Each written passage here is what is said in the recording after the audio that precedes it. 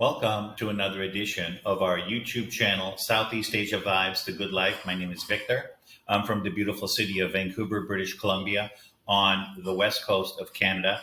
Are you fed up with outrageously expensive prices in the US, Canada, or whatever country that you're from? Cold winters, high crime, the rat race, leaving it early in the morning, coming home late at night, just working, working, working. And when you come home in the evening uh, from work, you're so tired to spend any time with your family.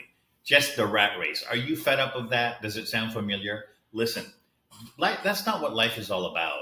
Life should be enjoyed. We're only here on this earth for a very, very short period of time. If you get caught up in that rat race, before you know it, you're old and you're 60, 70 years old, and soon the lights are going to be off. So, what I'm saying is, you absolutely can be living the life of your dreams, working 2 or 3 hours a day, living in a tropical paradise, hanging out at the beach for literally 85 to 90% cheaper than what it would be back home. Now, here's the thing. Myself and several of my friends, we came to this part of the world. I live in Philippines. My friends live here. Some of my friends live in Cambodia, Laos, Thailand, uh, Indonesia, etc. When we first came here, we didn't really have a solid plan. We ended up broke and we had to go back home. But we learned from our mistakes. Even though it's very, very cheap to live in this part of the world, you still do need a sustainable source of income.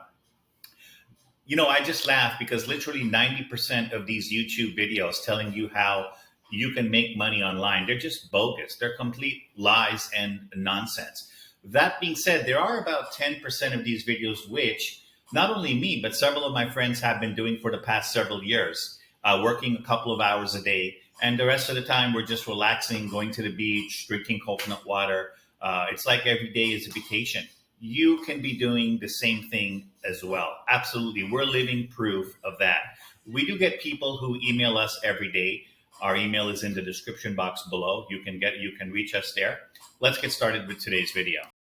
I would like to discuss how I really learned one very, very, very valuable lesson in my life after I took my first trip to Japan. And I remember the first trip I took to Japan, I had arrived in Tokyo and it was a Sunday.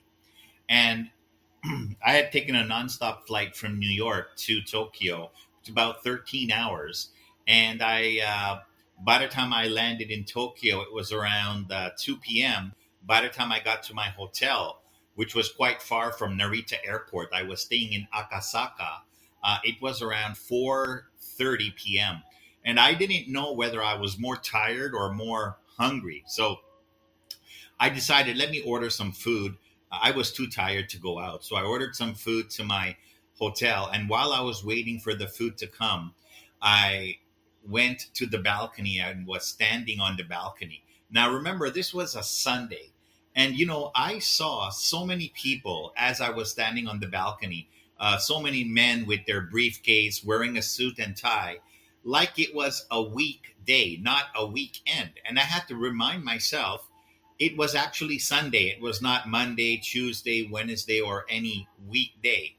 And that really had me thinking about, the work ethic of the Japanese people. And I was just thinking to myself, so many times in my life, I've used or I personally have Japanese products like my laptop, Toshiba, some of the cars like Toyota, Mitsubishi. My previous stereo was a Sony. I've had many Japanese products and I've never had a problem with any of them, unlike products from other countries. All of my Japanese products have lasted me for many, many, many years, very reasonable price, and I cannot say enough good things about them. And this correlates to the Japanese work ethic. I mean, you know, Japanese people work incredibly hard. I saw it myself firsthand when I took my first trip to Tokyo. But besides that, just other aspects of Japanese society, which I think we can all learn from. There's absolutely virtually no crime in Japan. I went to a 7-Eleven. I saw a lot of bicycles parked there, and not even one of them had a bicycle had a lock because they don't have to worry about it getting stolen like you do in places like New York, where if you leave your bicycle unattended or without a lock, it'll be stolen in less than 2 seconds. So for me, many aspects of Japan are completely heaven versus places in the United States, which are hell. And I'm excluding some places because I love some places in the United States. Like I love South Florida. I love Hawaii. I love Guam. I love Saipan. But specifically the Japanese work ethic, and people in my family noticed a big change in me after my first trip to Japan. They said, you work so hard. Where did you change? How did you change? And I told my mom about my trip to Japan. So I really cannot thank Japan enough. I've learned a lot from the Japanese people. That's it for this edition of Southeast Asia Vibes, The Good Life. Until next time, take care, everybody.